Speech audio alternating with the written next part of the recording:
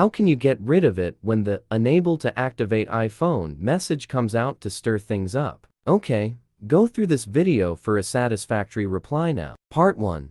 Why is Apple iPhone unable to activate? The error messages pop up unexpectedly if an iPhone is not activated after a software update or iPhone reset. Part 2. Troubleshoot Unable to activate iPhone with 12 quick fixes. Fix 1. Reinsert the SIM card. Fix 2. Wait for a while. Fix 3.